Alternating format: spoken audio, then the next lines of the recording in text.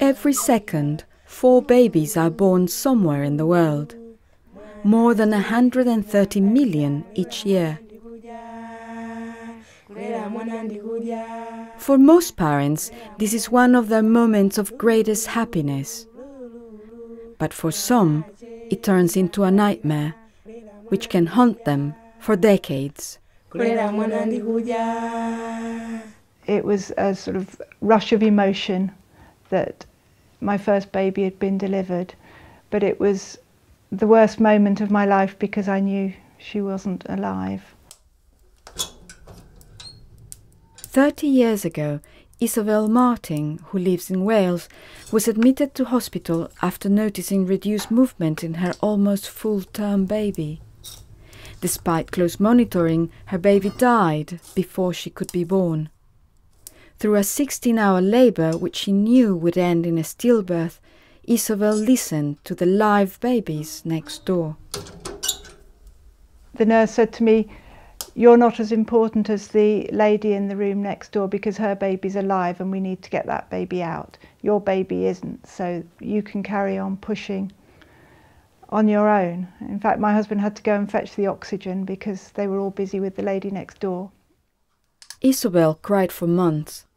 She had named the baby Holly and treasured the photos she had taken, the lock of hair she kept. But many friends avoided her, crossing the road if she was coming. She found herself at odds with a society which did not credit her grief. "Have another baby to get over it," she was told on leaving hospital. There was no follow-up to learn the lessons of Holly's death. She was not treated as the bereaved mother she felt herself to be. It's never left me, even 30 years on. I still think about her every day. Having another baby doesn't make you get over it. I've had 6 more since, and it's not a replacement for the one that you've lost. Really, it's something that you get used to rather than get over. New worldwide research, published in a series of articles in the Lancet, suggests too little has changed since Holly's death. Last year, 2.6 million women went through the same traumatic experience, losing babies in the last 3 months of pregnancy. Most were preventable. So one of the great myths about stillbirths is that they're inevitable, they're just meant to be, that they're all due to congenital abnormalities, that there is no medical solutions. And this series clearly shows from data and from evidence that that is a myth. The research shows huge disparities.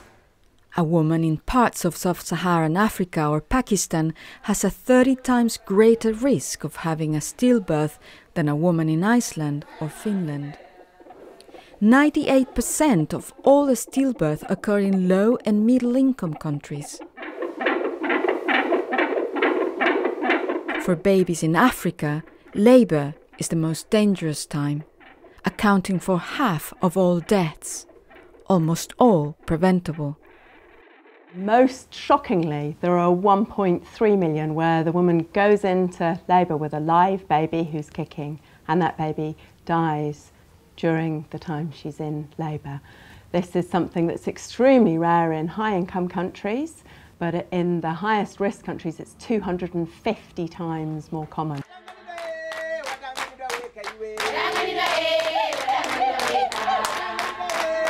Improving close-to-home clinics will make a huge difference.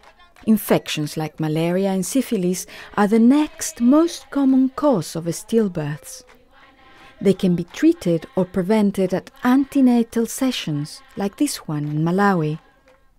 Getting to a health centre during labour also needs to be easier. Christina, who lives in rural Malawi, lost a baby last year. She says when labour started, her husband was out drinking, so she couldn't make the journey to the health centre. The next day, the baby was dead. A year later, Christina is alone with her 5 other children and very sad. My friends are encouraging me to move on with life. They say that someday I will still go to where my child is and meet her. But I am being stigmatized by my own relatives. Because of the stillbirth, I have now divorced. My relatives are laughing at me, saying she wanted to have many children. Now look at her. Worldwide, 4.2 million women currently suffer from depression due to stillbirths. Since 2000, infant and maternal mortality rates have been halved, so premature newborns like these babies have a much better chance of survival. In the same period, the number of stillbirths has hardly changed. Stillbirths do not count as deaths in global statistics, so there is less auditing, less public concern and less funding. Our analysis shows that it will be more than 160 years at current rate of progress before a baby born in Africa has the same chance of avoiding being a stillbirth as a baby in a high-income country today. This is unacceptable.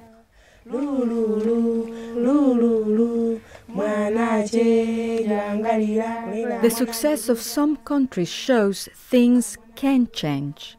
But for this to happen, researchers say, a stillbirth needs to be seen through the eyes of the parents who have experienced it, as the death of a child who should be mourned, and from whom lessons must be learned to help other unborn children.